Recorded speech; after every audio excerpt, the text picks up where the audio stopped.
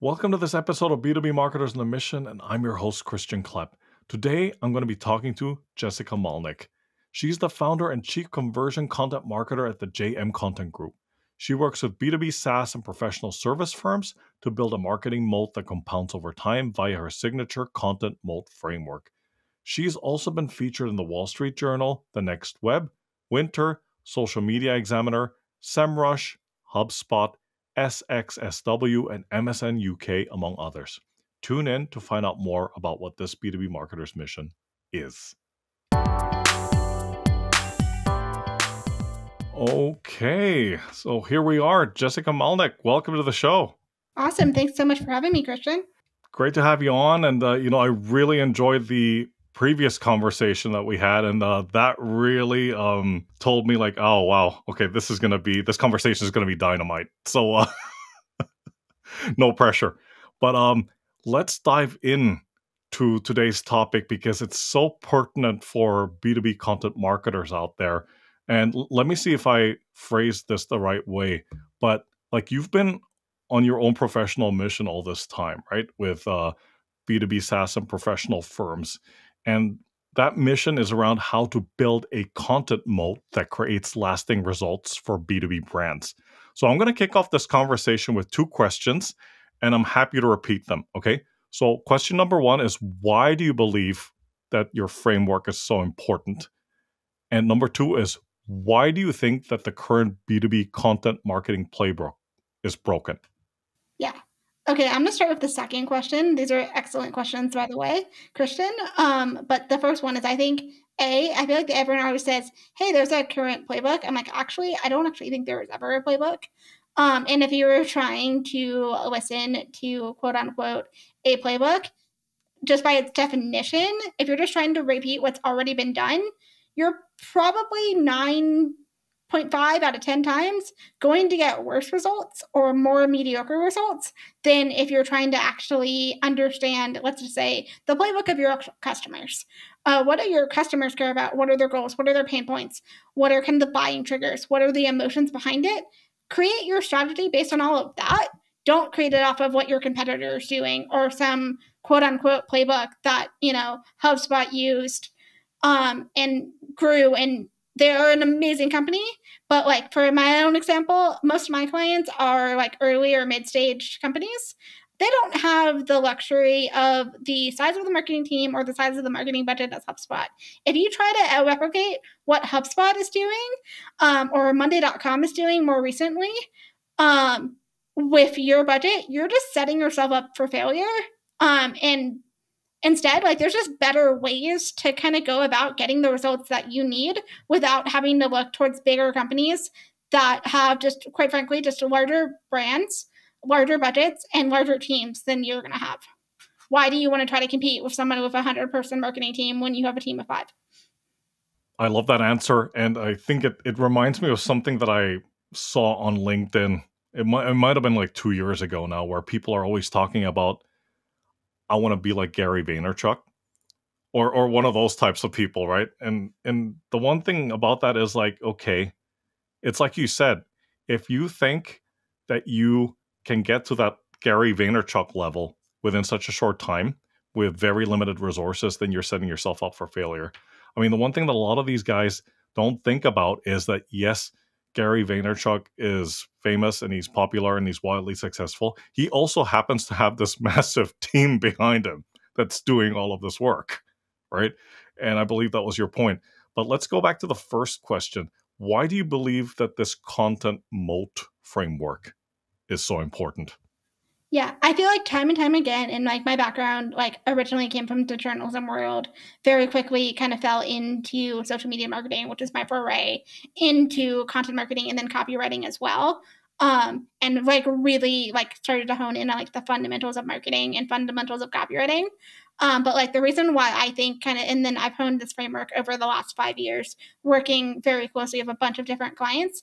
I think the reason why it works is because you're no longer having to compete on volume, and you're now just kind of competing much more about, do we understand our customers? Do we understand our audience?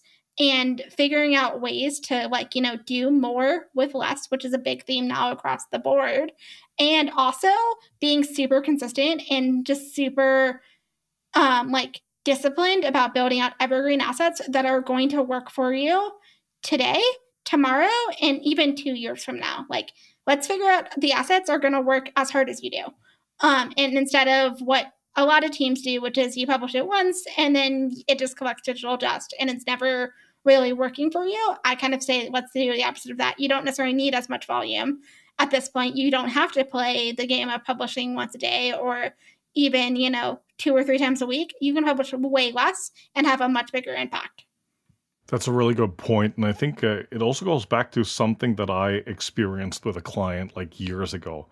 And I'm not sure what your experience is, and I'd love to get your thoughts on it. But I've worked with some teams that that don't do this kind of work up front that you're referring to, right? This kind of framework, this kind of planning and research and strategy. And what tends to happen 8 times out of 10 is they run out of ideas. They run out of things to write about, right? What's your experience been? That's an interesting perspective. I always kind of think if you're running out of ideas of what to write about, or what to produce content about, whether it's audio, video, text, and I just still think there's a very large margin why text is still probably the most important asset and should be the foundation that I could maybe get into. But I think like if you're running out of ideas, it just tells me you're not talking to enough customers and you don't understand your audience well enough. Generally speaking, that's like if ever I'm thinking like I don't know what to write about, I'm like, okay, well I just need to go interview a couple customers, maybe do a case study or two, or listen to sales calls, listen to support calls. Every single time I do that, I will come up with a list of 10, 15, 50 new ideas to write about. Whereas, and that's also a way to just make sure that you're creating content that's going to have a much higher chance of resonating versus, just using the same tools that everyone else uses. Yeah, no, absolutely, absolutely. I'm going to move us on to the next question. Okay, we've highlighted some of these like common mistakes and what have you, but what are, on this topic of building that content moat, what are some of these pitfalls that B2B content marketers need to avoid, and what should they be doing instead? Yeah, I feel like one of the bigger pitfalls is just focusing too much on output or volume. It's easy to do because, hey, if you need to measure something and measuring for content marketing is hard, there's definitely things you can be doing. And I definitely lean much more heavily towards, okay, what are things that are actually going to help build up more qualified leads, either through assisted conversions or straight up from that content being kind of the last source. But yeah, so quality of, basically just doing too much quantity is a major pitfall. Another one is basically like spraying and praying and getting to the point where you're like, hey, like we don't really know, so we're just going to put a whole bunch of things out there. And I feel like the biggest one in my experience is like content positioning. I think it's probably the most underrated aspect of content marketing in general. Like we always talk about brand positioning, we talk about messaging, but each individual asset you create, whether it's a social post, an email, a case study, a long form piece of content, a white paper, whatever it should be, like you should have positioning there as well. And that's how you can differentiate your own brand. So like if you're writing about this topic, it should feel like it's from your brand, and not be something that could be on your competitor's website and look the exact same. And I think a lot of brands, if they're really honest with themselves, are just creating 10x copycat content. And what really, really, really resonates is like actually doing the hard work up front of figuring out what is their content positioning, what is their point of view, and how can we make sure that like it's very clear why we're talking about this topic. Yeah, exactly. Yeah, in terms of the copycat content, I do agree with that. I mean, you tend to see a lot of like that, for lack of a better description, vanilla content out there. Mm-hmm. A part of that may be AI, and we're going to touch that in a second. I think the other part, unless I'm completely off, is they just don't do enough research. So they just see what the competitors are doing, and they try to come up with a slightly different version of it, and then they just pepper it with some little like elements of differentiation, but it's not really that differentiated, is it? Like, yeah, absolutely. I feel like another really big issue of that is, and this is no fault to the people on the team who are doing this, because I feel like this is very common, and I've been guilty of this as well, particularly early on in my content marketing career, is you hire a junior person, a junior content marketing manager who's in their first role. Maybe you have a couple of very green freelance writers who don't know the industry very well. So they're relying on having to mostly Google their way around. And that can work out okay if you have a 101 level content. But if you're trying to reach out to people who like really understand their topics, like you can't, you're kind of setting up your team to fail if you're just trying to Google your way around how to like write about that topic. You really need to lean into interviews, internal, external, you know, to make sure that you're actually writing things that are going to resonate.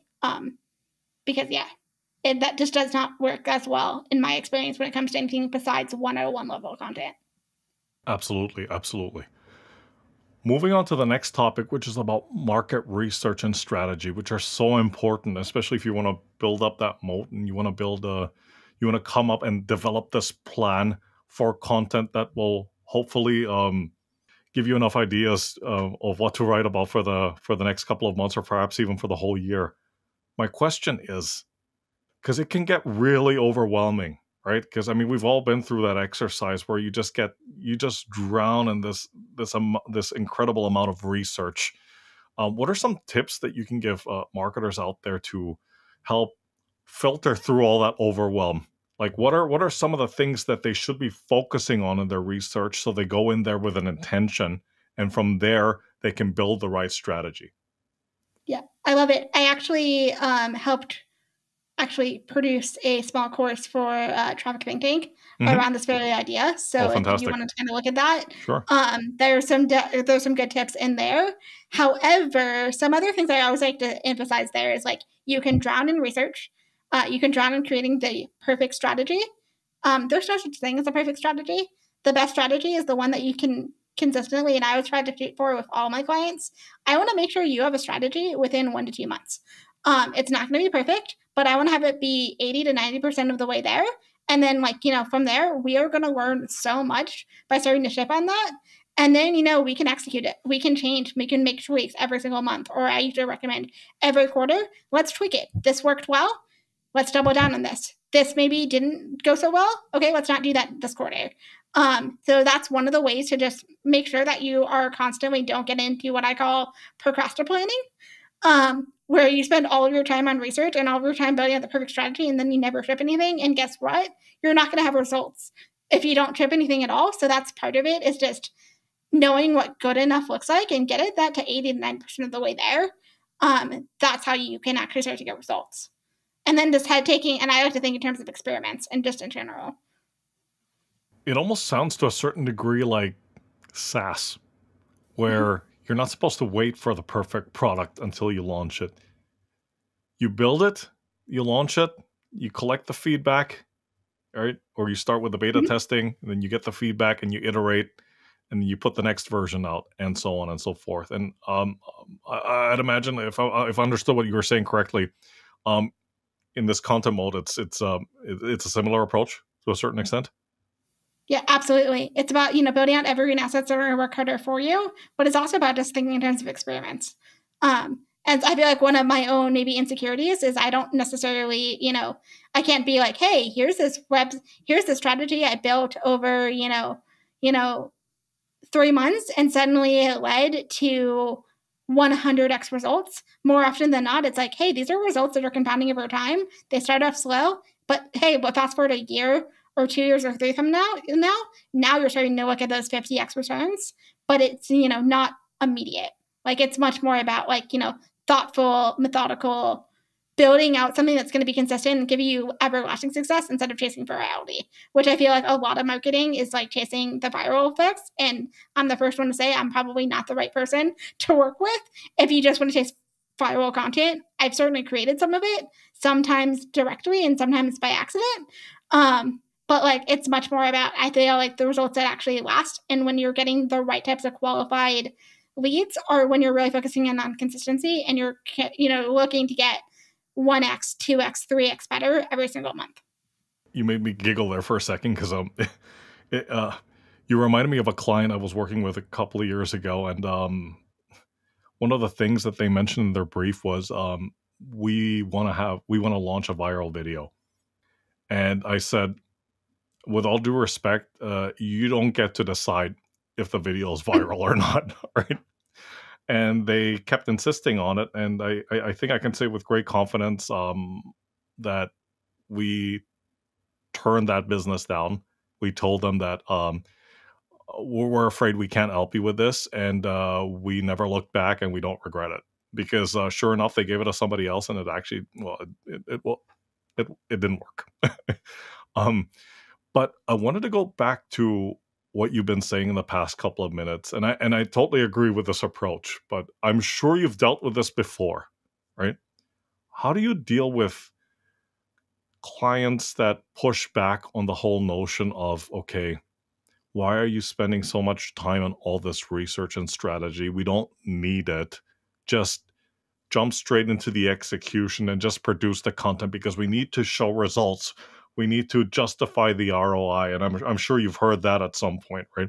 How do you deal with that kind of pushback? Yeah, I mean, that's such a great question and definitely something I get all the time. It's definitely a push and pull, and I'm going to give the classic marketing answer of it depends on how you approach it. I would say in my experience, how I tend to approach it is I try to figure out, okay, what is the minimal viable amount of research that I'm going to need to feel confident that I can execute at a reasonably high level. It won't be perfection. And then I try to balance that with, okay, what's the underlying goal here? Like, what are they looking for? And what do they expect in terms of timeline? And I try to kind of meet somewhere in that middle when it comes to all of this. And the other side of that as well is I also kind of suss out if they're looking for like absolutely immediate results and they need content marketing to be producing results in a week or two, you laugh. But that, occasionally I'll see them like, actually, I don't know if content marketing, and especially not SEO, even though SEO and content marketing should 100% be different. They're not one and the same. I will die on that hill. But if you're looking for results from content marketing within 2 or 3 weeks, maybe not the right strategy for you. It does, you can certainly get really good momentum within, a quarter. But if you need something like immediately and you're not willing to invest a huge amount of budget and a huge amount of research, there are other strategies like cold email, cold calling, and or paid ads that will get you results faster. Granted, they all have pretty big pros and cons, but so does content marketing, right? I don't know. Did I answer your question? You did. You absolutely did. And I'd just like to add also on the topic of paid ads or paid anything to be for that matter. The moment you stop paying, what happens? Yeah. Right? I tell my clients all that all the time. When it comes to paid ads in general, it's like, hey, it's the minute you stop or the minute you saturate your market, you're now back to square one and you have no moat to stand on. Yep. And I think it goes back to something you said earlier, right? Like, and this is the importance of all this research and planning, because that will also help to determine whether this is the right solution for them or not. Because it's one thing for the client to tell you, hey, Jessica, we need a white paper, or we need a video, or we need a new website.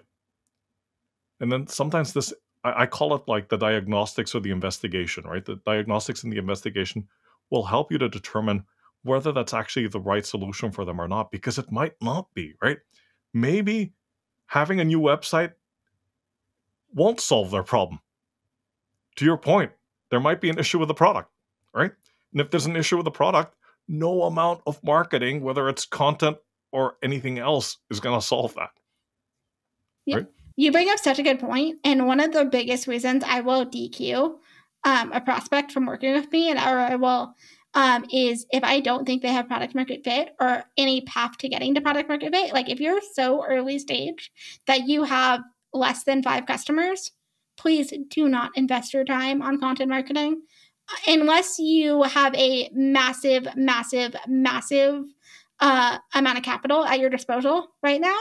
You are wasting so much energy and so much time creating content that is probably going to change and not be relevant even a month from now, let alone a year from now. So like, I feel like in that perspective, like you should not be doing content. I feel like you shouldn't There are 99% of the times, if you're pre-revenue or you have fewer than 10 customers, content marketing isn't the right strategy. SEO isn't the right strategy at that point.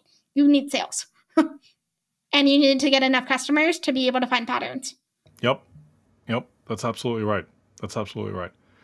Break it down for us. Okay, so what are these essential components that B2B marketers need to build this content moat that you are referring to? So what should they be doing differently? Awesome. I feel like there are 3 main components to my content moat framework. I honed this over about 5 years of working with a lot of different brands. I feel like most brands do intuitively one of those things well, maybe 2, but you need all 3 to be working in lockstep to be able to create a content moat that's going to compound in every single month. Your assets are going to be working just as hard, if not harder for you, than you're working.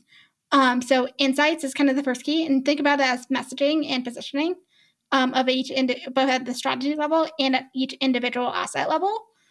You also have community, which I am kind of basically calling 10x distribution. How are we making sure that our content is going to the right audience in the right channels at the right time? And then content efficiency, which is how can we make sure that each asset that we're producing works harder for us? So that could be, updating it, every anytime we have a product change, anytime we have a brand change, anytime SEO changes a little bit. It could also be newsletters. It could be repurposing it for individual social channels, repurposing it for webinars, guest posts, making each individual asset you create have multiple layers to it. So you're not just producing it once, sharing it on social media and saying you're done with it. So to chime in, again, kind of my content moat framework has 3 components: insights, community, and content efficiency. Absolutely. Let's go to the community piece for a second here. Can you elaborate on that a little bit further? Like what needs to be define community? So, this is kind of my background is at the intersection of community and content marketing. In the perfect world, you would have a branded community of your own, but there are 1,000,001 reasons why that's generally not the recommended strategy. For most of the clients I work with, I don't recommend that. There's other ways to go about it. What I'm really thinking about when it comes to community, when it's not your own, is who are the super connectors and or the major influencers in our space, in our niche. Where do people turn to for information? What social media channels are they on? What are they searching for on Google? What other resources are out there? Are there subreddits on this? That's probably one of my favorite places to not only get ideas, but to also understand how our customers are actually talking about this particular pain point. Figuring out all of those places and then building out strategies to make sure that our content and our marketing assets are getting into the right people and also the right platforms. So if they don't necessarily have to create their own community. They can so-called, like, for lack of a better word, piggyback off somebody else's community, or perhaps even use a platform like LinkedIn. Absolutely. That's actually what I would usually recommend, is figuring out who are the influencers and how do we start to get on their radar and get them to, be bought into what we're doing, and even organically sharing it or doing partnerships. There's so many different ways you can go about it, and it's really going to vary based off of your industry, based off of where you are as a product, how much you want to do in terms of sweat equity versus pay to play. There's so many different ways to go about it, but it's really just about, figuring out how do we make sure that our content is going to the right people at the right time. Absolutely. Okay, Jessica, here comes the question, because I know we spoke at length about this in the previous conversation. But what are your thoughts on using or leveraging AI in B2B content marketing? So how can B2B content marketers use AI ethically in their work? Man, you had to throw the word ethical in there as well. I know. You're going with all of the buzzwords. I feel like in general, if you're not, AI is a tool. AI is a tool just like any other marketing tool you might be using. It's not a crutch. I think that is probably one of the 2 ways that people go wrong with AI. They think it's like some magic 8-ball, and they just tell it one quick little prompt, and suddenly you're going to get everything you need. Yeah, it doesn't work that way. But notice there's no such thing as a magic tool. The other one is people who are just ignoring it and putting their head in the sand, usually out of fear. And in that case, cool. That's kind of a self-fulfilling prophecy, in my opinion. If you are scared of it, then of course it actually might replace you. I think on its own, AI is not going to replace a lot of marketers. I think as long as you're figuring out ways to use it in your tools and in your own workflows, systems, and processes. But so my own approach to AI is, okay, how can I use it and things that I'm already doing to either be more efficient, help me level up my thinking, help me do a little bit more with less. There's so many different ways to do that in that scenario. So while I think AI writing the perfect blog post is not going to realistically just doesn't work, I'm going to quote something that I learned from Andy Costantino from Orbit Media. He kind of said that AI is average ideas. I freaking love that. Because if you're just doing lazy one-shot prompts, it's going to just spit out ideas that everyone else already has. It's going to tell you because it's trained off of what's already been out there. So if you're using it to think for you, that is a massive mistake in my opinion, and how you use it as a crutch. However, if you're using it in my case, where it's I go in, I'll kind of do through the thinking of positioning, point of view, depth, kind of have all those rambling thoughts. I'll tell that to AI and I'll put 3, 4, or 5 paragraphs and be like, hey, help me organize this rambling into something that feels coherent. Yeah, Claude and ChatGPT are great at that. But I'm also doing the thinking up front. I'll oftentimes will be like, okay, here's this idea. Where are my logic gaps? And helping me kind of level up my thinking. That's one of my favorite ways right now to use AI. Another way that I really like to use it as well is for all of those really tedious things that, quite frankly, I didn't ever enjoyed in the first place, like creating featured images for the little tiny thumbnails on a blog post, or helping me level up when I have to do an SEO audit and I need to write 500 meta descriptions. Guess what? I write 2 of them now, and I have AI help me spit out an 80% version, and then I just go in and edit it. Yeah, it saves a ton of time there. Things like that. Yeah, no, absolutely. No, I agree. I mean, I've shared my thoughts with you in the previous conversation, and I truly believe it's like that typical marketing answer, as you said, right? It depends. I do believe that there's a place and time to use AI, and to a certain degree, yes, absolutely. Use the tools to help make your work more efficient, perhaps to a certain degree even faster. But I caution. Here's my word of caution. Make your work faster doesn't mean cheat the system, if you know what I mean, right? It doesn't mean, okay, get ChatGPT to write something for you. Because the other big problem that I have with some of these platforms, and I know there's people out there that disagree with this, but what about the issue of plagiarism and writer integrity, right? And I know some people probably don't care about that because they're pumping out all this content, and then it becomes a volume business rather than a quality business. To a previous point earlier on in this conversation, right? So I'm not saying that we should completely throw AI out the window, and that's why I say we need to be able to use it ethically, right? Yeah, that is such a really great point. I would also just say in general, in terms of another thing that I think AI is great at, is I'm a pretty technical marketer, but I'm not writing code every day. However, I've now been able to troubleshoot things in it with ChatGPT in particular that I used to have to bug a developer for, and now I can just kind of ask ChatGPT and be like, walk me through how to fix this weird bug in WordPress. Or another one that's good at, caveat here, also from an ethical standpoint, it's really, really good at data analysis. Just make sure you strip out any sensitive information. The amount of times I've had it be like, hey, here's a GA4 report. And I'll have to be like, help me find patterns here. It is so much faster than what I used to do myself, just in, several hours in spreadsheets in Excel. Now I can kind of cut that down to an hour or 2. But again, caveat with any time, especially if you're using a tool that's not proprietary, just make sure you're stripping out any sensitive customer information. Don't get yourself into hot water with GDPR or HIPAA in particular.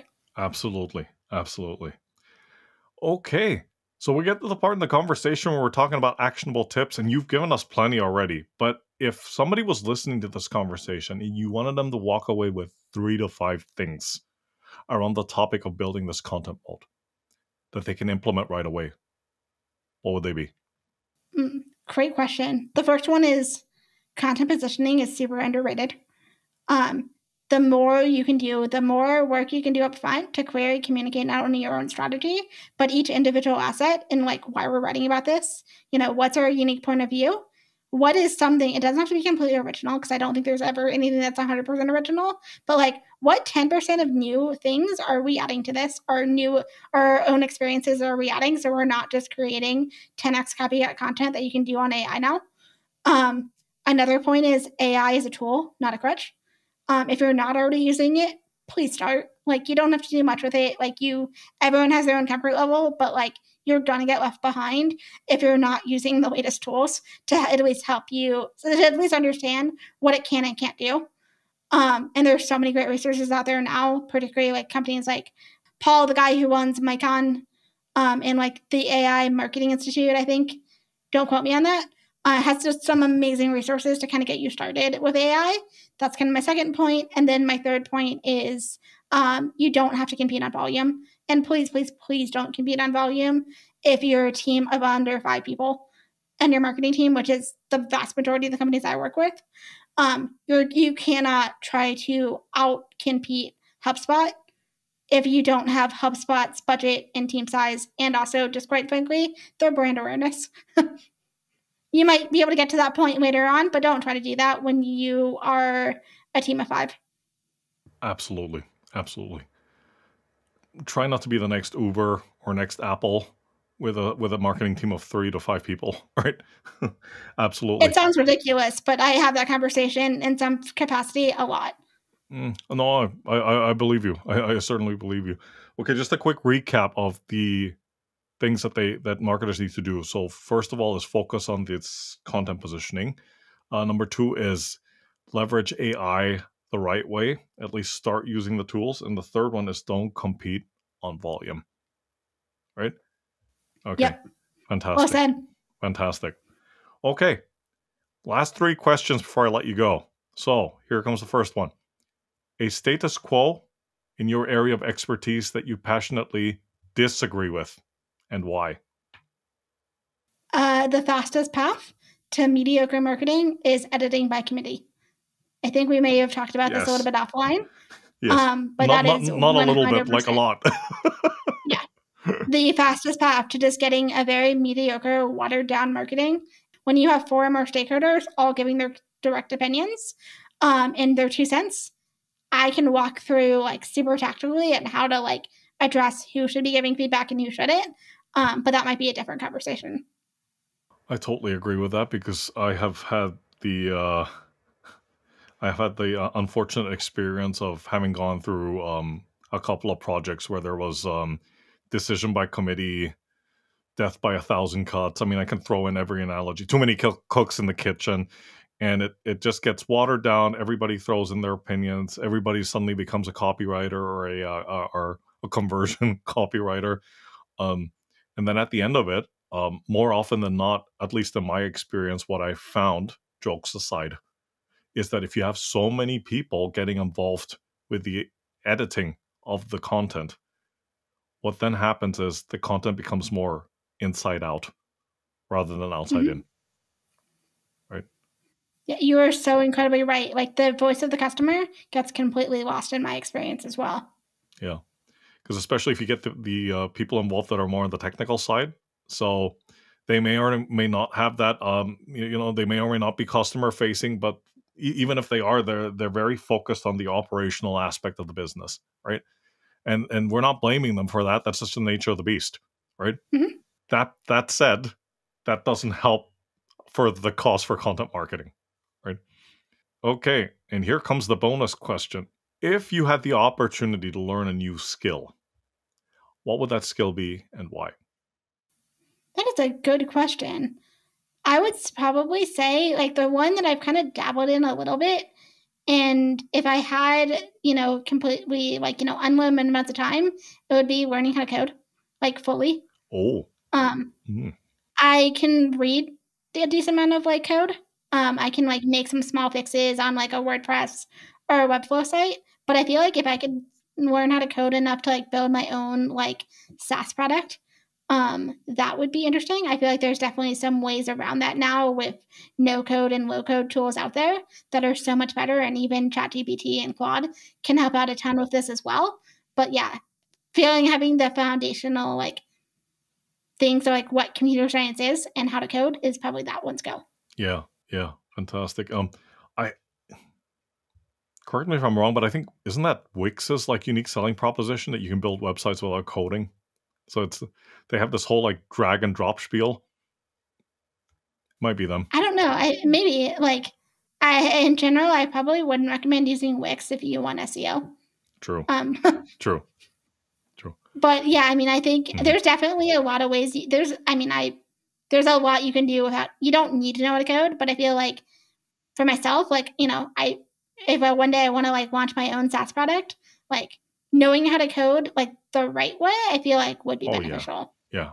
No, I mean, I can certainly like tackle my around it with like no code and low code tools that I do know how to use. But yeah. No, without a doubt. Fantastic. Jessica, this has been such a great conversation as expected. So thanks so much for coming on and for sharing your experience and expertise with the listeners. So please, quick intro to yourself and how folks out there can get in touch with you. Yeah, thank you again for having me, Christian. So a very quick intro about myself. I am Jessica Malnik. I am a conversion content marketer and copywriter who works mostly with kind of B2B SaaS and professional service firms. I like to say I'm kind of a solopreneur with a tiny team. Fancy way of saying you don't have account managers, you don't have separate strategists. I am that old thing, but I do have a small team that helps me out with research and administrative processes. And you can find me pretty much on my website, jessicamalnik.com. I also have my own podcast and newsletter over at theremoteworktribe.com, and I'm on LinkedIn. I'm still going to call it Twitter, even though I know it's X. And Threads as well. It's kind of my 3 main platforms. Yes. It's just one of those rebrands. Probably a story for another time or probably even another podcast interview, but it's just one of those rebrands that I still can't wrap my head around. And it's still so hard for a lot of people to say X, right? Yeah. I know I should be saying X, but it's still going to feel like Twitter to me. Absolutely. So Jessica, once again, thanks so much for your time. Take care, stay safe, and talk to you soon. Awesome. Thank you again.